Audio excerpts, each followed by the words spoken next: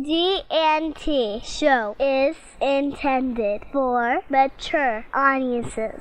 Parental discretion is advice. Live long and prosper, bitches.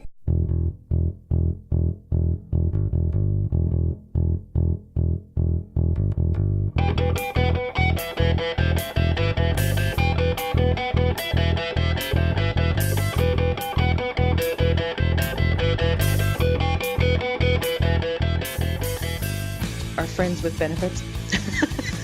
Speaking of having a good time, Terry. Mm-hmm. Dayton broke the G&T show. This is now the David Mack Appreciation Hour. You assholes. What is it about this guy that people love him so much? With his purple velvet cape and his crown. I thought it was a little much when he had us carry him in the studio on a throne. I am awesome! Look what I have done! Look what I have brought upon the world! There is an urge to go, nya. I heard rumors that you might be working on something else, but we won't prod much. I was going to say it. I'm going to pry a little. Dare you! How dare you ask me to change it? Do you not understand the majesty of my genius? And the guy sitting next to me looked at me like he was, like I'd cramped in his hat. Yeah, it's the professionalism that sells the show. That's right.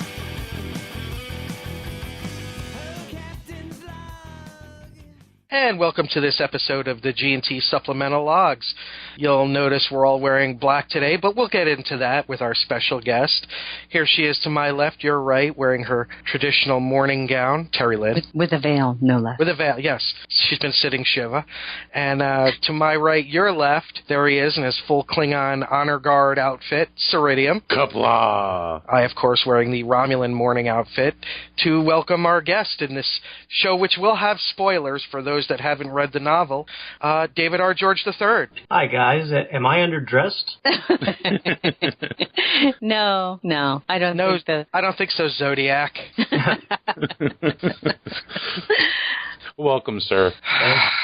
Welcome back to the G&T show. It's great to have you back, and it's really great to be able to talk to you about a book that just came out and was the first book of a new series that will be pretty much finished by the end of the year. I'm really excited about that. Star Trek The Fall. The first book is Revelation and Dust. So welcome. Thank you. You broke my heart, man. You broke my heart. Yeah, I've been getting a lot of that. All right, you can be honest with us. Vince Sitters put you up to this, didn't he? No, I don't have much contact with John. He and I are in the same loop, but several nodes apart. So I don't think I've ever even spoken with John. But he's had it in for her for ages, right? I saw your tweet about it, but other than that, it's news to me. I have to admit, when I read what happened, we'll get to the spoilers in a little bit, people. But when I got to the big crux of what happens towards the end of this book, I immediately jumped to Twitter and I was like to Nick, "Oh, now I understand." Now I understand why you and Ben Sitters were at it. So I did. I laughed. I thought it was pretty funny at the end. But one of the first questions, I'm just going to come right out and ask it, is the fall seems to be another really good place for potential new readers to kind of pick up and run with a post-Nemesis Star Trek novel if they want to know what happens, if they want to pick up and run with DS9 again, kind of like anew. A lot of people don't know that before the fall, DS9, as we knew and loved from the television show, was destroyed in a previous book. This book kind of picks up where the new DS9 was built and reintroduces us to a lot of very familiar characters. What was the biggest challenge for you as the author of the first book of the series to reintroduce all of those characters and yet still find a way to do it subtly? I'm not sure how subtle the reintroduction of those characters was, but it was challenging. This book was challenging because I had to serve several different masters. And some of this was with my own doing. I mean, I'm the one who destroyed Deep Space Nine in the first place, so I rebuilt it. And the first thing you have to do, that I had to do, was establish the new space station. because now all of a sudden readers are in an environment that they don't know. So it's no longer, you can no longer just say, okay, they're in Ops or they're in Quarks because now the readers have no idea what these places look like, what new or special features that they have. So I've got to create all of that.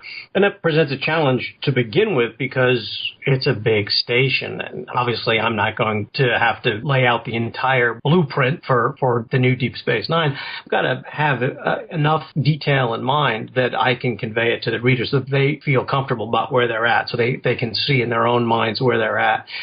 And that was just the first task that I had to do, and that has nothing to do with The Fall. The Fall, right. Obviously, this 5-book series, which is being written by 5 different authors, it has plot requirements. I have to set some things up for the other writers. I have to start the story, and then I have to set some things up for the writers and their novels that follow mine. So that's sort of a second master that I've got to serve. Also, Deep Space Nine, you asked if this was a good jumping on point, and I think it is. Deep Space Nine has been moving forward from the end of the series in the literature, and it's been, as a reader, I've loved that. I've been very privileged to be a writer of some of those works, but just as a reader, I've really enjoyed that because I really love Deep Space Nine.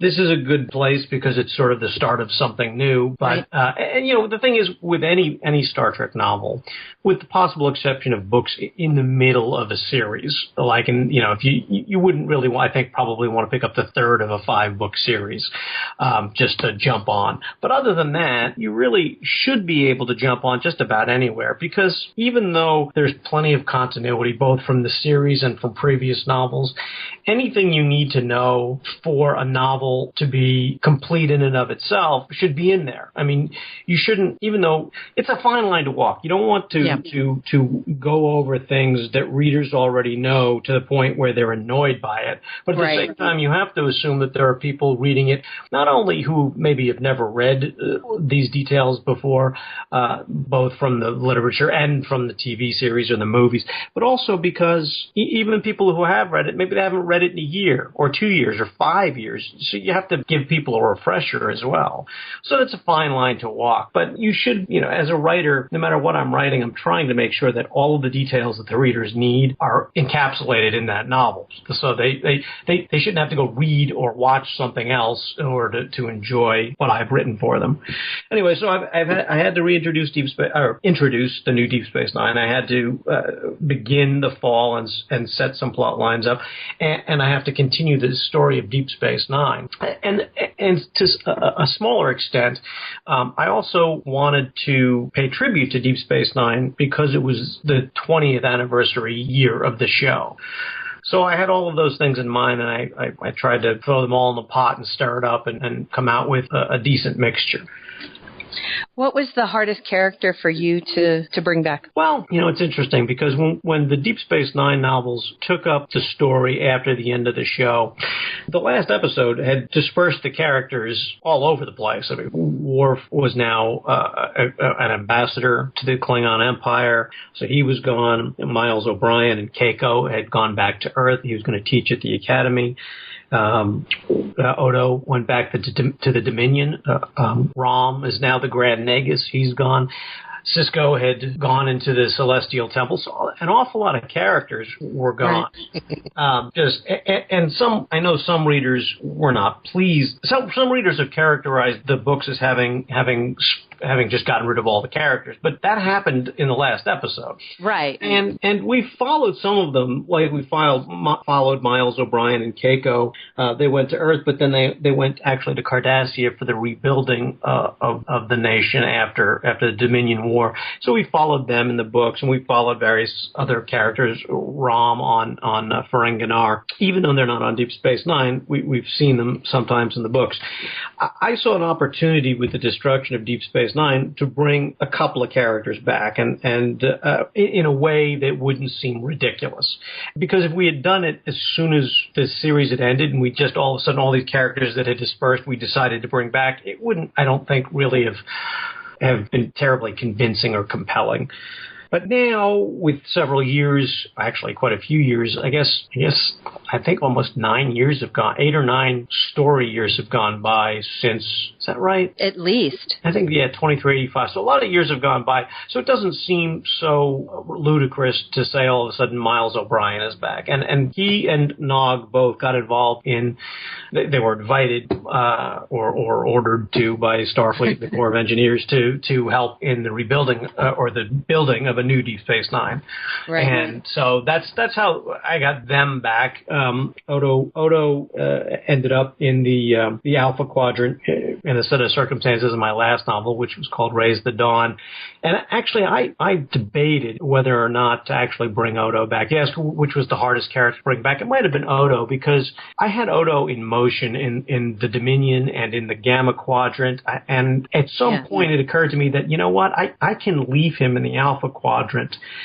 Or I can leave him in the Gamma Quadrant. I hadn't planned to bring him back to the Alpha Quadrant, but at some point I realized that I could. And for a long time I went back and forth during the writing of the novel what I would do. Some days I would say, oh yeah, I'm gonna leave him in the Alpha Quadrant, and other days I say, nah, I don't see it. But in the end I did bring him back, although he's not on. Well, he is on Deep Space. Well, he spent some time in Revelation and Dust on Deep Space Nine, but he's mostly on Bajor at the moment. So anyway, so Sisko, I didn't exactly bring Sisko back from the Celestial Temple. No, I didn't bring him back. That happened in Unity, Danielle Perry's S.D. Perry's fantastic novel. But I did in Plagues of Night, or Rough Beasts of Empire, and then Plagues of Night and Raise the Dawn, and now Revelation Dove, get Sisko off of Bajor. He's not back at Deep Space Nine, though he spent some time there, but he's on his own starship. That actually, take back what I said about Odo.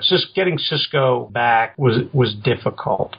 I'm sure plenty of people want Sisko back on Deep Space Nine, but I just don't see the story that lets that happen reasonably. I mean, I guess he could live there as a civilian. I don't see him taking over command of the station again, especially now that we've got a brand new Deep Space Nine. And the story that I came up with that gets him where he is now, I don't know. Some people didn't like it. I found it compelling. I thought it was, I tried to create a compelling story, and I tried to put obstacles in Sisko's way that he had to overcome, and so tried to get him dramatically to his new place in life. I have to say, as Sisko being my favorite captain, I like where he's at now, because it gives him a chance, like you were saying, to go almost as a floater in the area to deal with different things going on, and to use his experience in different ways, with letting Ro, having Ro be the commander of the station and then have him be on his ship. I like that. And it's a side of him we didn't get to see, except for a few glimpses on the Defiant. But it's a next logical step. Yeah, you get the sense in some episodes of Deep Space Nine that Sisko didn't really want to command. He was an engineer aboard. What was it? The Okinawa? Was that his ship, or the Saratoga? Saratoga, yeah. He was an engineer initially, and he didn't exactly seek command. Obviously, he was absolutely in command of Deep Space Nine, but you didn't know if he was going to be, could he be a starship commander? Did he want to be a starship commander? Even putting him back on Deep Space Nine, to me, is sort of problematic, because where do you go with that story? Sisko started in a very specific place on Deep Space Nine with the Prophets and becoming the emissary and all of that. And really, I think a pretty complete story was told about all of that, about Sisko being the emissary, about his relationship with the Prophets. Could you add to it? Yeah, sure. I guess you could. But I think that there's really kind of a beginning and a middle and an end to those arcs. And with most of it being in the series, but some of it being after the series in the books now. But I like where Sisko's at too. I really like Sisko as a captain, and I'm anxious to find out how he does in this new phase of his life and this new posting. I have to say, for once, I really like the fact that we're kind of allowing that, now that we're to this point with Sisko's character, to kind of allow him that evolution and allow him to move forward is a much more interesting tale than to see him kind of getting shoehorned back into a role just because it was traditional for the fandom. I like the fact that we're not seeing that and that we are seeing him move forward in the story and in his life. So I think that was a good move on your behalf. It's along the lines of I can't tell you how much I love Captain Ezri Dax in the Aventine. I think you have told me. Yeah, it took me a little bit of getting used to, because at first I didn't believe it, but the good news was I was able to get over that, because that was so well written. Her movement into that role was so well written, so I bought into it. Well, it's a challenge to have characters evolve, especially when they change the venues in which you're used to seeing them. I think a lot of people, I know you say that you're happy that Cisco's where he is now, but I'm sure because I've heard from them, I'm sure that there are fans who are not. And that's understandable. We watched the TV show. Cisco, for 7 years, Cisco was the commander of Deep Space Nine. He was faced with challenges. He met them heroically. And so if you love the character, it all is sort of a piece. You love the character, but you love the character on Deep Space Nine in command. So it takes a bit of, it is a bit of a challenge to leap beyond that. And I can understand why some people, I would say it's not that they're not capable of it, but they just don't want to. And there's nothing wrong with that. It's unfortunate. I wish that everybody would love everything I wrote and that everybody else wrote in the Star Trek universe, and that they'd agree with all the choices that we made. But that's just not realistic. It's not going to happen. And I wish that they would enjoy it, not for my sake, but for their own, because I'm not in this for the purpose of annoying readers. Obviously, I want to tell a compelling story that people like and that they can go along with. But that's just not always going to happen. Some people love Cisco in command of Deep Space Nine, and that's it. They don't want anything different than that. And that's fine. And it's actually, some people who wouldn't mind something different than that. They don't like my take on where I've put the character, and that's fine too. It's all subjective. It's unfortunate because, like I said, I'm obviously in this to connect with readers and to give them a positive experience. As I write more and more novels, I kind of challenge myself too. I want to up the degree of difficulty in what I'm doing, and sometimes that means challenging readers, which is not necessarily easy or successful. Oh no, I'm sure it isn't. No, I'm sure it isn't. I think it would be pretty unrealistic for fans to sit down and say that there wouldn't be any evolution in character whatsoever. I myself, although I realize in this small period of time that we're talking about in the lives of these characters, I still see Picard as the captain of the Enterprise for quite a long time to come, but I see him as retiring. I really do. I see him as a man who would retire. I don't see him as somebody who would die on the deck. I just don't. And I would be interested in seeing what it would be like to watch Picard get to that point where he's ready to retires, and then decides, I think I want to do something different. I would still be interested in that character later on down the line. Now, I realize I'm not the most typical fan in that regard, and most people would be happy to read Picard as captain forever and eternity. The same as it would be for people who wanted to read about DS9, although I can't imagine them ever wanting to read about Cisco stuck in a wormhole. It's a celestial temple, Terry. I'm actually with you. I think I can see Picard retiring, and yet there'd be interesting stories in his retirement. But I don't think that's typical of fandom. No. But as an ambassador would be great. He retires, and then like in What You Leave Behind, he becomes an ambassador. I'm not What You Leave Behind. All Good Things becomes an ambassador.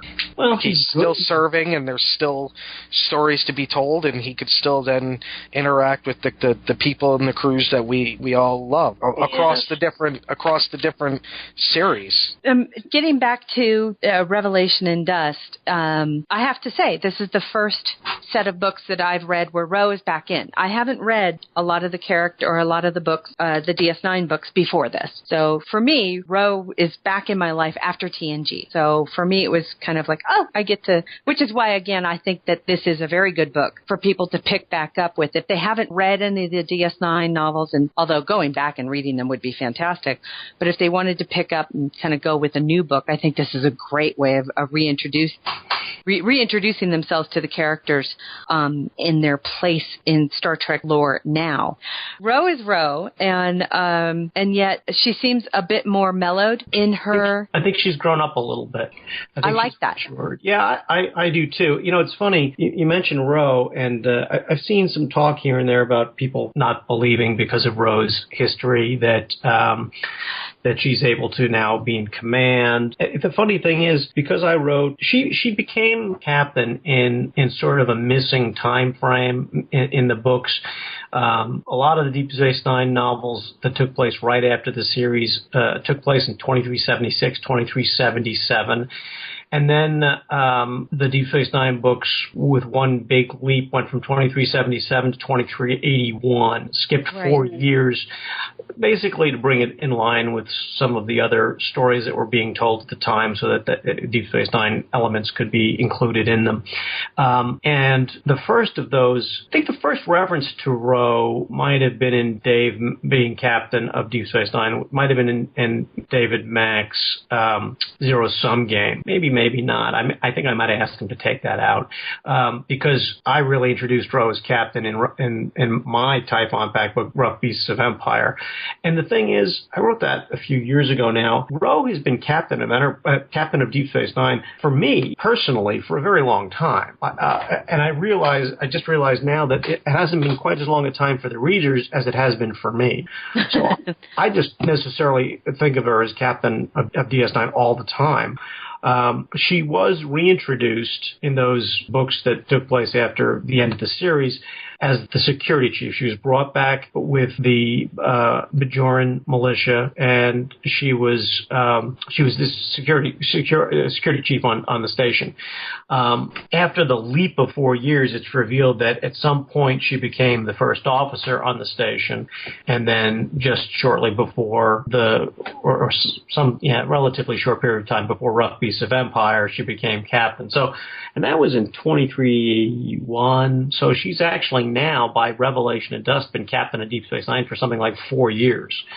She's been there for a while, and I really like the character. I liked her on on Next Generation, and I like her on Deep Space Nine. She's an interesting character, and but I do think she's matured, and that's one of the things I like to show in the characters from book to book. I like to show them they don't always mature. They can face problems and not face them well and all of that. But over time, I do like to see characters sort of, if not grow up, at least grow some way. You know, I never wanted Quark, for example, to become a human with human mores. Yeah, that wouldn't be right. But I do want him to become a more mature Ferengi. And Quark, to me, was always a character who he wanted to live up to an ideal. That ideal being the Ferengi businessman. And the thing is that deep inside, there were things that were as important or more important to him. We know that he actually gave money to help Bajoran orphans or Cardassian orphans. I don't remember which, but orphans, children orphaned by the occupation, and then I think also in the Dominion War. And that's not something that somebody who is completely avaricious, completely dedicated to the accumulation of as much profit as possible would ever do. Right. But Quark does it clearly because he thinks it's important. He wants to do it, but he also doesn't want people to know. And to me, that's him not wanting people to know that he's not living up to this ideal, because he sees this ideal as perfection, except that he's got to come to the realization at some point that, or he doesn't have to, but you hope that he comes to the realization that that is just an image, and that image, even though I've been raised to think this is what I want to do, isn't maybe who I am entirely. So you don't want to make him human, but you want him to grow as a Ferengi and to realize what he really feels and what's really important to him. So I like to do that with all the characters. All right, it's time to bring up the elephant in the room. How could you, I've got man? an Okay, outfit coming. spoiler. Oh, It was a big thing. Spoilers. None of these things have been spoilers. Ro is captain.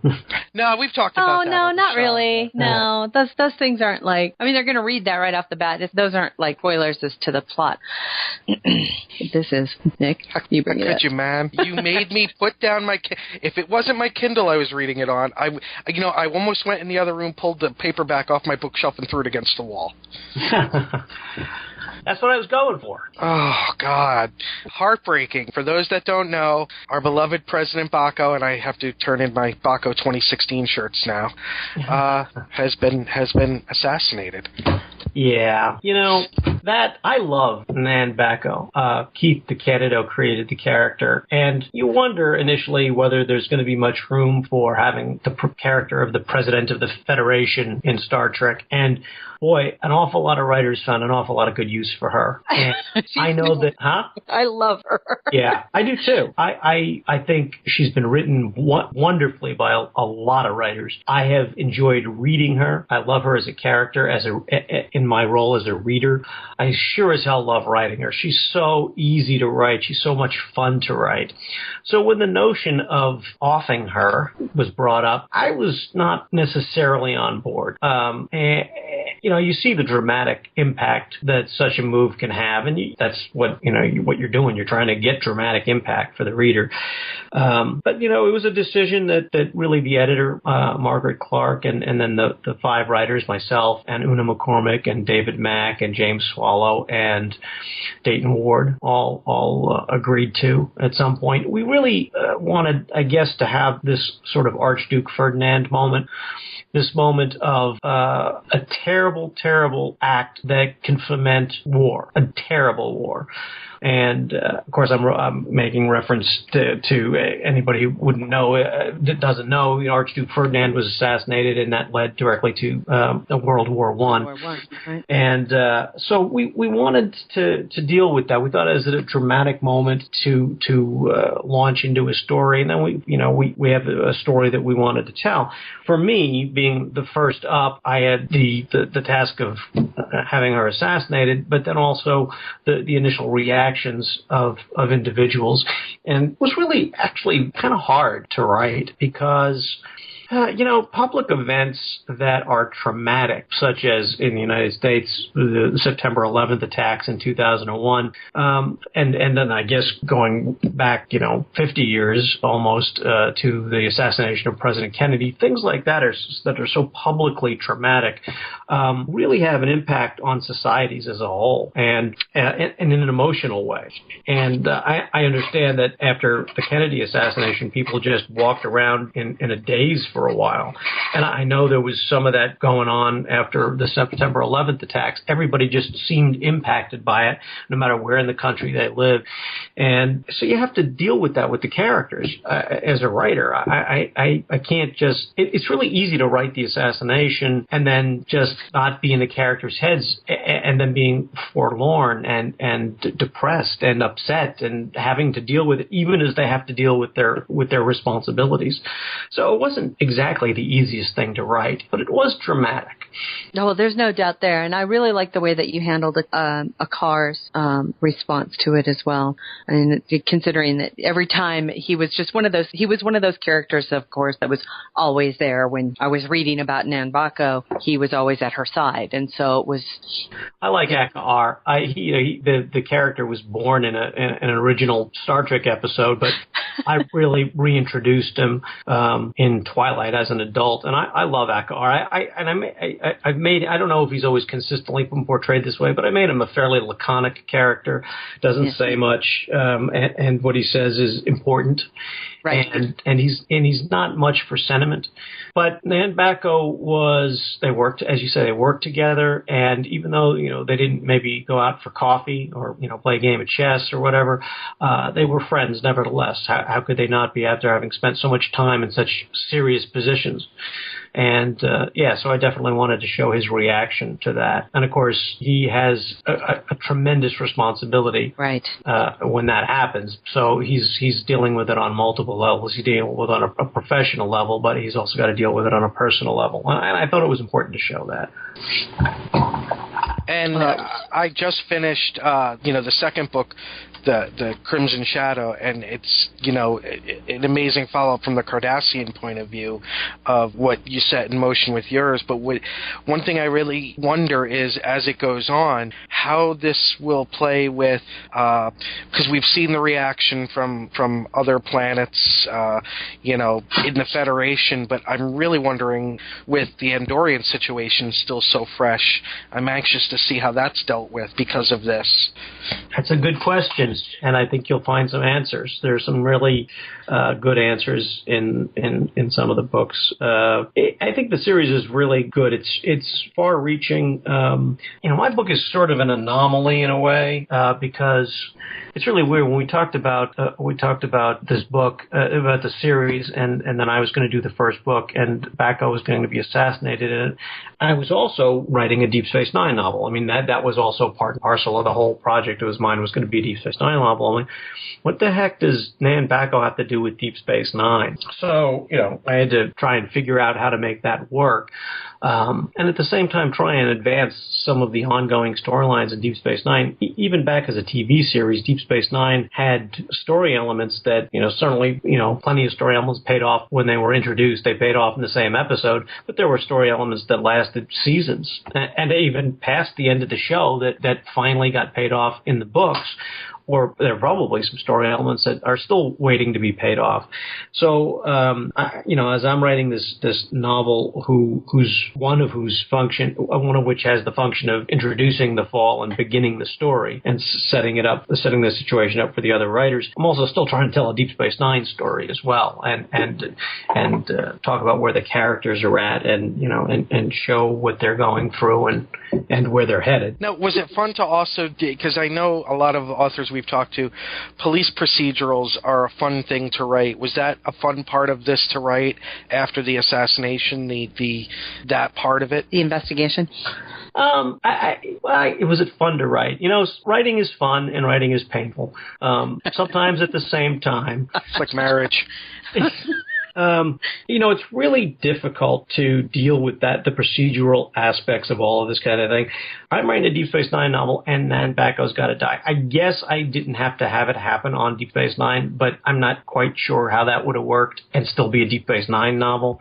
But I was really reluctant to do that as well, because the old Deep Space Nine was a freaking ore processing plant, modified to be a space station, and it was Cardassian, and it was decades old. And I wanted to divorce the new Deep Space Nine from the old Deep Space Nine. I wanted it to be state-of-the-art, Starfleet, brand new, and freaking impregnable. And here's the first thing I'm going to do is kill the head of the I was going to say, and the first thing that happens is a security breakdown nightmare.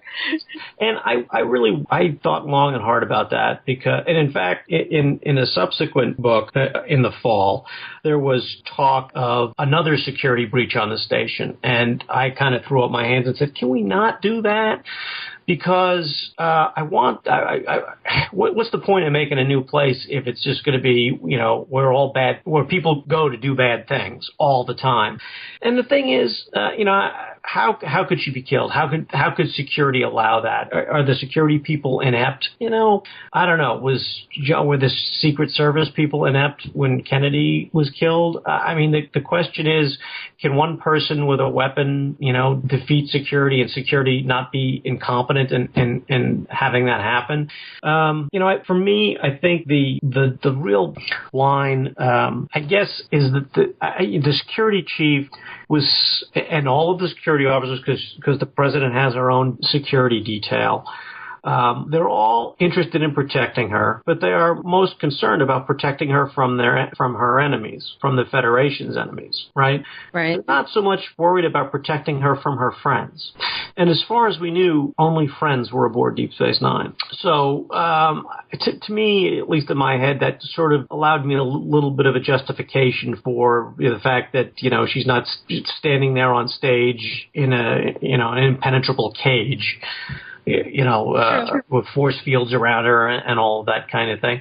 I guess I could have put a force field around her, and then I would have had to just discover some way of penetrating that. I thought going the other way, having a less advanced weapon, having a primitive weapon do the damage, just sort of made it, I don't know, it made it in a way more brutal, I think, for me anyway, but it also meant that, okay, we're not using an energy weapon, which maybe, you would think that a brand new state-of-the-art facility would have been able to pick out the fact that there was an energy weapon smuggled onto the station. So I didn't feel like I wanted to use that. So I don't know. The procedural aspect of it, well, I mean, I had to have a suspect. I had to have a suspect we believed was guilty, and then of course there's a little twist to that, and so I had to come up with that. And that part of it was fun. It's all really fun. I mean, it's a great privilege to be able to work in this universe and to play with these characters. And I'm still amazed that when I wrote an outline that destroyed Deep Space Nine, nobody said, "Hey, you know what? The show's called Deep Space Nine. We really can't do that." They let me do it because I think they must have thought the story was good enough to warrant it. And so we do what we feel is telling the best story. Well, I just want you to know the part that when the shot rang out, that's not when I shut the Kindle off. It was Julian. Yeah, Julian. That was the moment where because until that moment I had hope alive. Well, and I believe I kind of led you down the garden path with that, right? Yeah, kinda. I shut the Kindle off. I covered all my photos of Nanbako in black, and so I can't see them in all the mirrors. It was interesting to me at the end of Plagues of Night. I destroyed Deep Space Nine.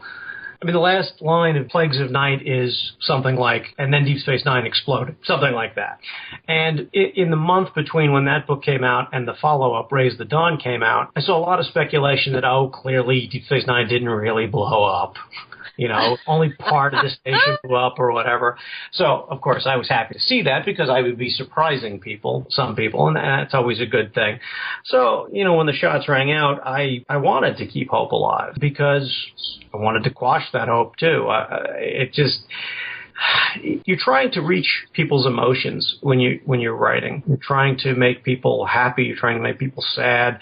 You're trying to bring them on an emotional journey to connect with them in that way. And Well, see, here's the difference between you when I read your things and other writer.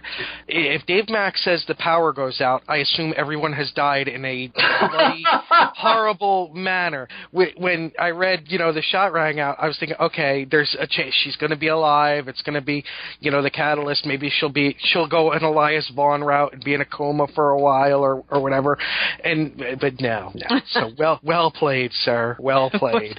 All I have to say is that, I think it's a fantastic book. I think it's been and a great lead off to what is proving already through hearing Nick and his review already of the second book of what's going to be just a great series of books for the post-Nemesis Star Trek gang. So congratulations, sir. Good.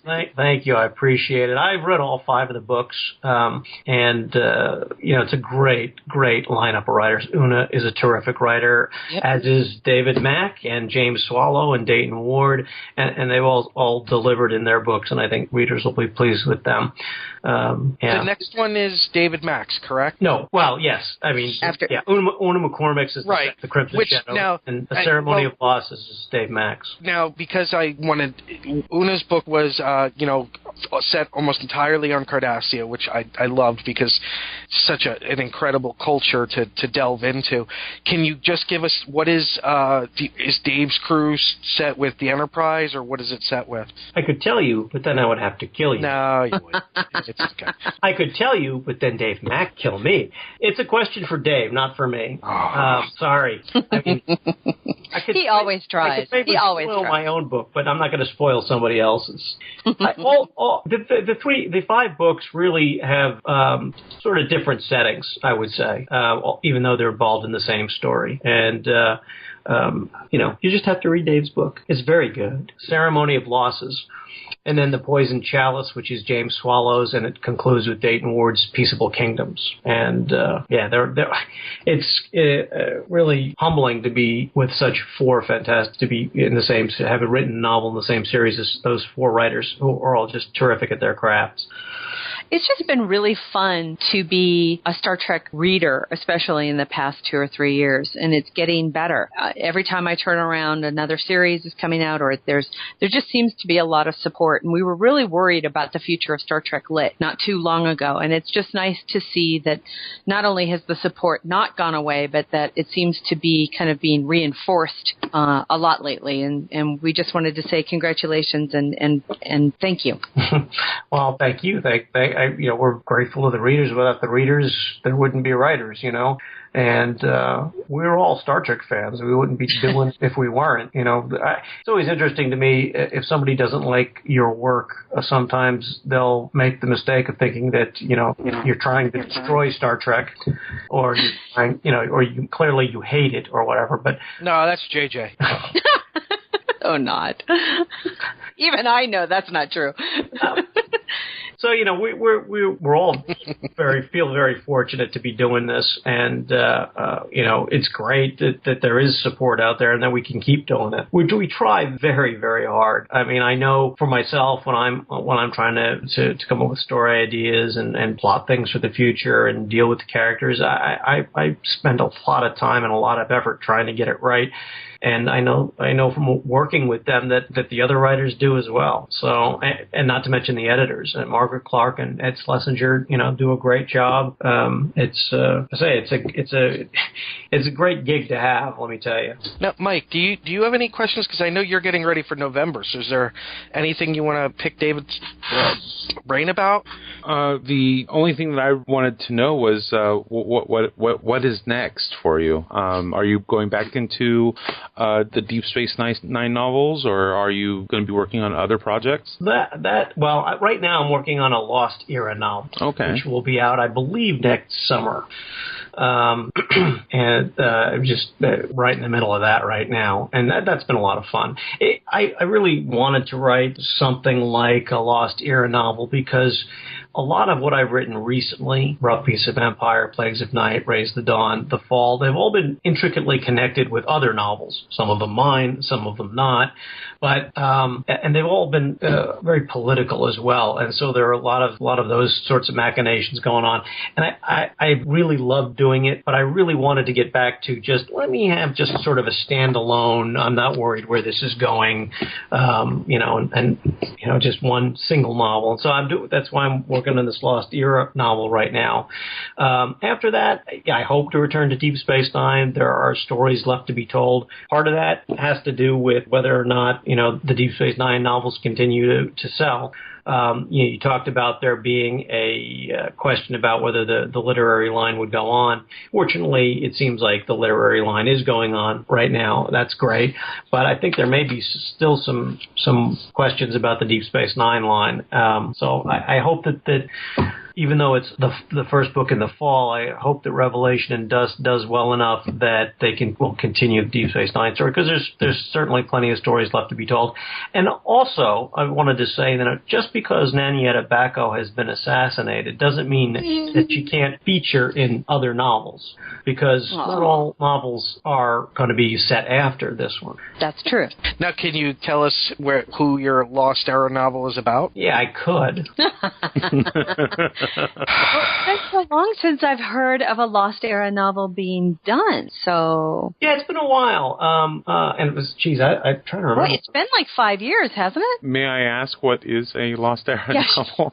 It's a novel that takes place between the end of Captain Kirk's time, which roughly 2293 when he was lost aboard Enterprise B, and the beginning of Captain Picard's time when Next Generation started in 2364. So somewhere in there.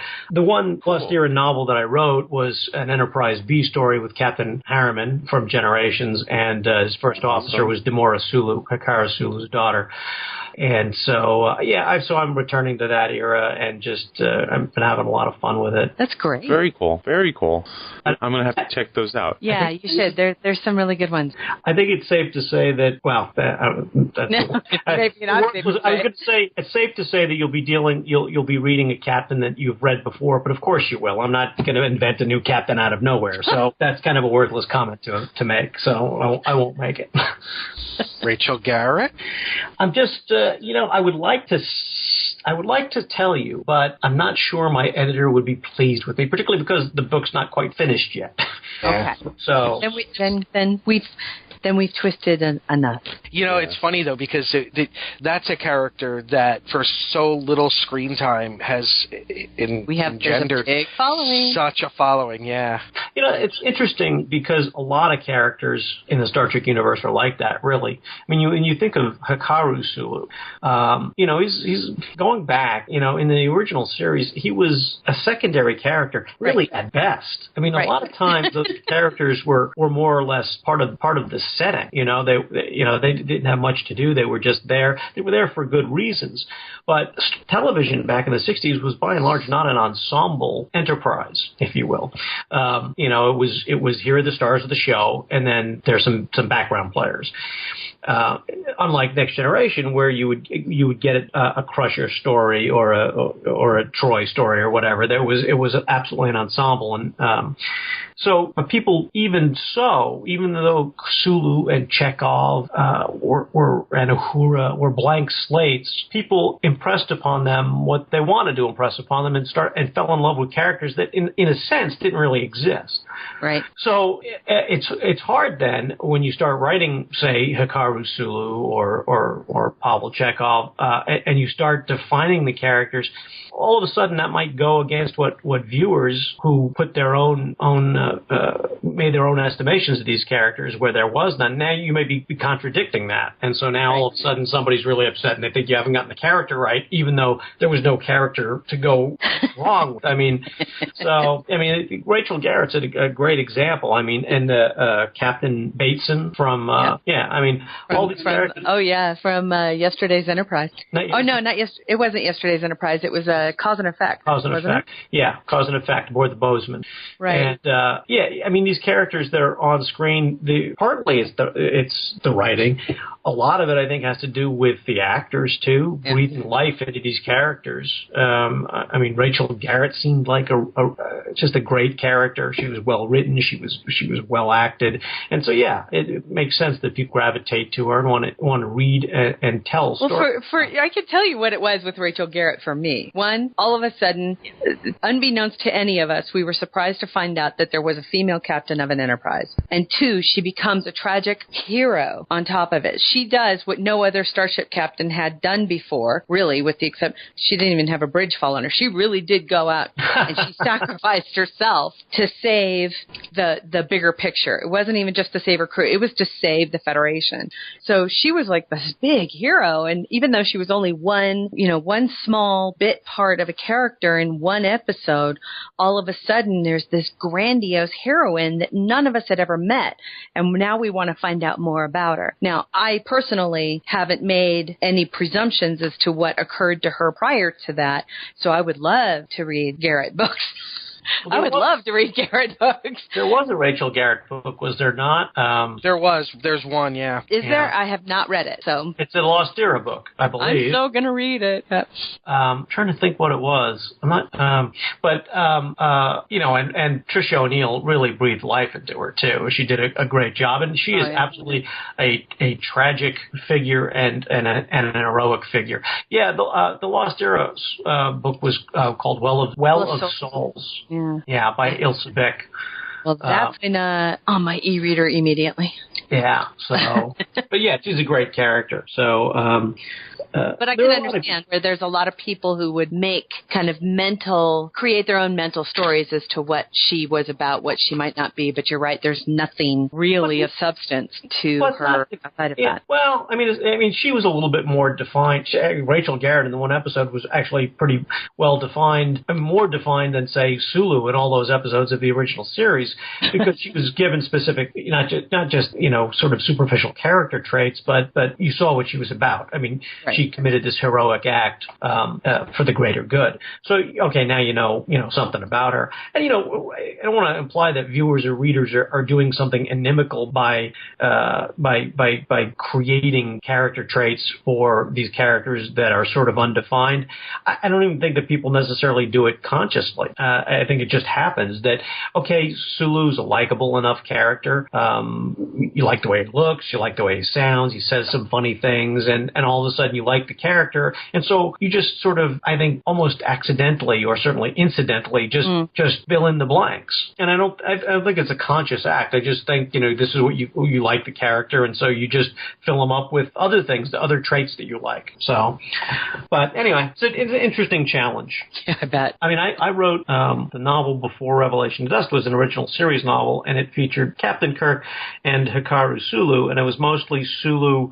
We know Sulu eventually became a captain, but we didn't see that transition, and so I really wanted to deal with some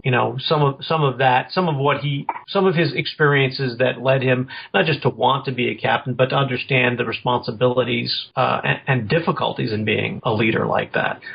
That's cool. Now, go ahead, Terry. No. We have in the past, we gave you what we call our James Lipton questions. Yeah. So since we've done that before, I had a thought. I'm not sure if I asked you, if you were given the chance to walk into, let's go with HBO Studios, since they seem to be the most open to just trying different things, and you could pitch 2 or 3 series to reboot, what would you choose and why? Well, that's yeah. Okay, so you're not going to ask me my favorite word, which I might be able to tell you. You're going to ask me to come up with a couple, 2-3 pitches for a multiple season television series that I could try and sell to HBO. No small deed on this show. 30 seconds, right? So that's good. I would love to pitch to HBO. I'd love to pitch a Star Trek series to HBO. I'd love to pitch any series to HBO. The first thing I'd have to do is come up with a series. I'm joking around, but seriously, that's a question that requires a tremendous amount of thought. Is there something though that you would love to see, like Ron Moore did with Battlestar Galactica, that you would love to see rebooted like that? Well, I can't really speak to that because I've never seen Battlestar Galactica. I thought we'd established that I'm a terrible, terrible geek. People talk about all these shows and movies and things that I've just never seen. But, I remember you saying that, yeah. Yeah, but Ron's a terrific writer, so I know plenty of people who have watched Galactica and love it and thought it was terrific. Is there anything I want to see? I'm not. I went to a convention once where I was watching somebody on stage. I don't remember who. Actually, it might even have been Gene Roddenberry, believe it or not.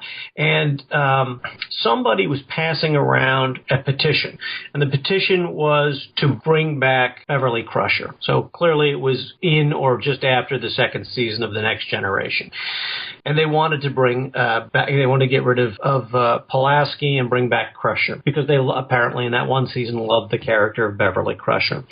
I wouldn't sign it. I passed it to the next person. They showed it to me. I looked at it and I just passed it on to the next person. I was in the audience listening to Gene, and their plan was to get all these signatures and then hand it to Gene. And the person who handed it to me, asked me why I wouldn't sign it. I didn't like the character of Crusher. I didn't like the actress who played. I didn't like Gates McFadden, or I loved Diana Muldaur as Pulaski, whatever. And I said, no, it really had nothing to do with that.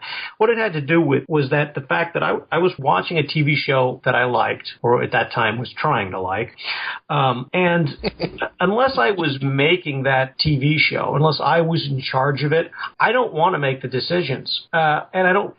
It's not that I wouldn't want the responsibility or anything like that. That would have been great. That's a whole other thing. But as a viewer, I didn't want them to do exactly what I wanted them to do, because first of all, I don't know all the possibilities. I don't know what's going on with actors and characters and what their overall plan is.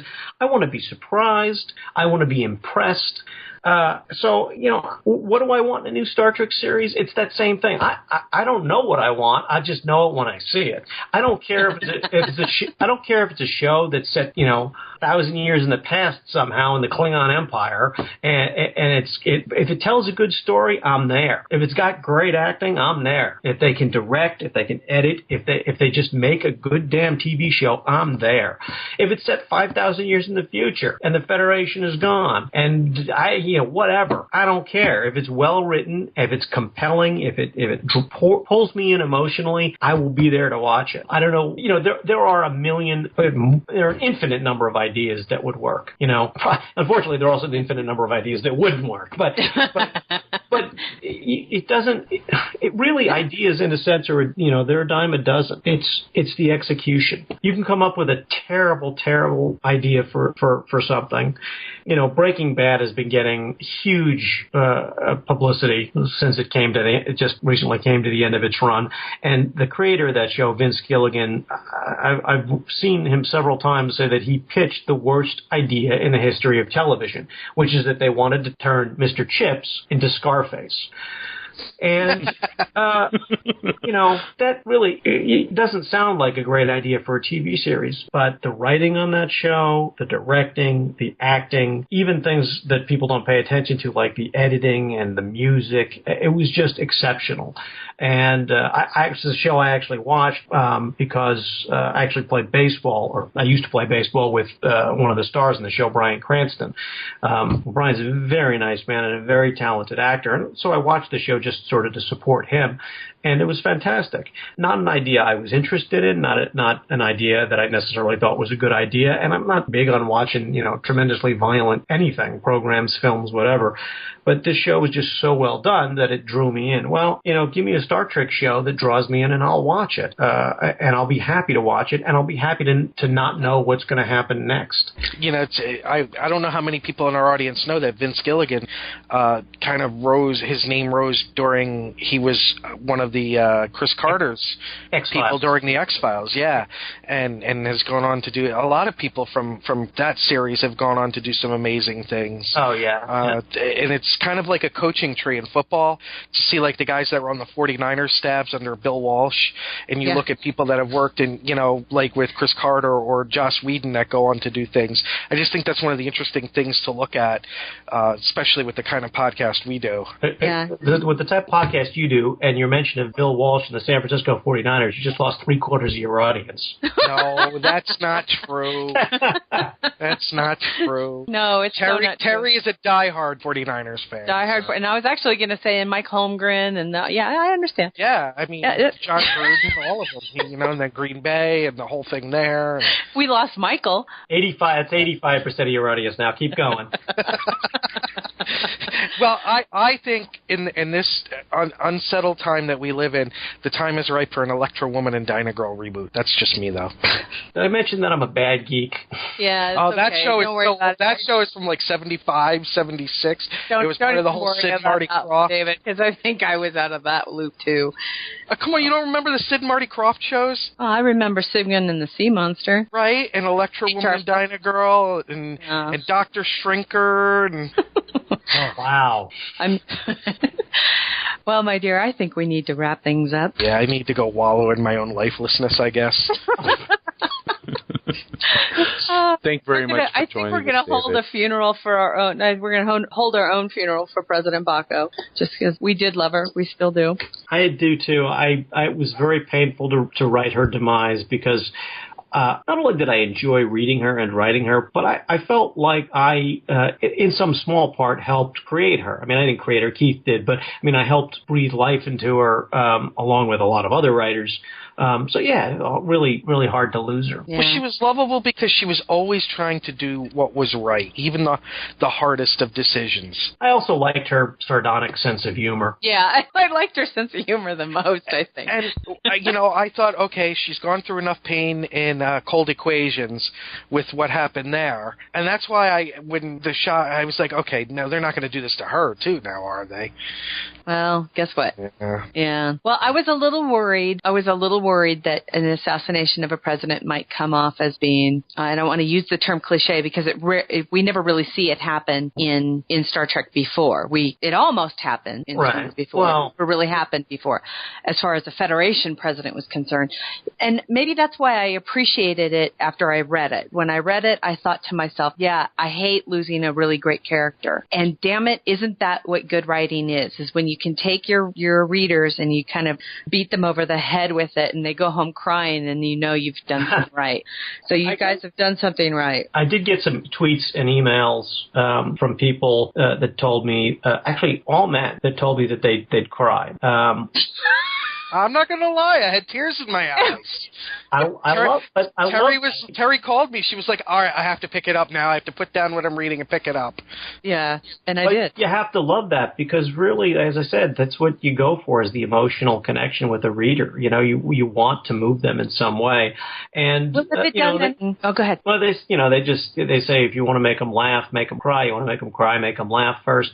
Star Trek is, it's a fine line to walk. Star Trek, for me, the most important thing about Star Trek is its message of inclusiveness, right? It's not just about tolerance, because tolerance seems to imply that, okay, yeah, you're different than me, but I'm gonna put up with that. I don't like that. I like the notion of inclusion, which I think was what Star Trek preaches, which is, yeah, we're all different and we all deserve a seat at the table. But implicit in all of that is this view of a hopeful future. And it's hard sometimes to come up with a dramatic act in a novel like, assassinating the Federation president and still come out being hopeful. You want your Star Trek to still be Star Trek, even if bad things happen in it. Did I really just see a commercial for GE with John Chow in Star Trek? What? There's a commercial that just aired, and it's Sulu, the JJ Prize and Sulu, and they're being pulled into the black hole, and because I have it on mute, and somehow they use GE technology to get them out of the black hole, and it's John Chow, and John Cho, and they're in the JJ uniforms and everything, and I don't use JJ uniforms derisively. I'm just, that. So you're interviewing me while watching television. He does this with everyone. Oh, Terry, don't even. You just posted something on Facebook, so don't act like you're not multitasking. You're not multitasking too, okay? So nice to have everybody's undivided attention. Well, no, because I was looking up some of your other stuff too on Google. And my computer's on. I had Wikipedia open. You was doing a little bit of research. Yeah, I keep it open. No, what I was going to say was if there is anything that it's proof positive of, the people's reaction to what you're hearing from their reaction to Bako's death is directly related to not only how well you, but everybody else has written the character over the years that we've gotten to know her since Keith began her character out. So congratulations and kudos to you and to everyone who's ever written her because, it bums us out to lose her, which means that's how well you guys did it. That's how well you wrote her. I appreciate that. I've gotten emails and tweets and such, Facebook messages from people saying, this was a universally loved character. I'm here to tell you that's not true. No, we know that. I know that Jim Sitter's made that very clear. I know that there are plenty of people who love the character, and I'm one of them. But one of the first reviews of Revelation and Dust I saw was somebody's blog post on it, and they hated the novel. But one of the things that they wrote in their blog post was that, am I supposed to care about this whiny little terrible character getting killed? Oh my God! And like, oh my God! So Tal Shiar is going to visit them in the middle of the night. Well, but there's nothing wrong with that. I mean, there might be. I mean, there's nothing wrong.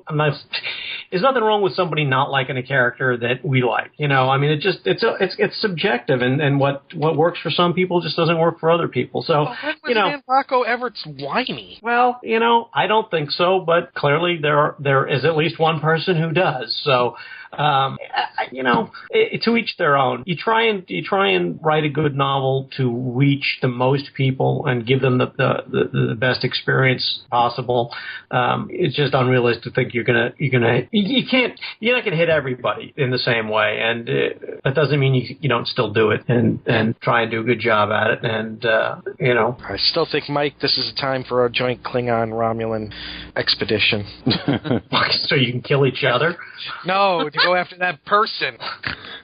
Pardon me, I snorted. It snorted. Got a snort. That was pretty good. Usually that causes people to drink. I don't know. She's been drinking heavily. No, I have not. Water. I've been a good girl.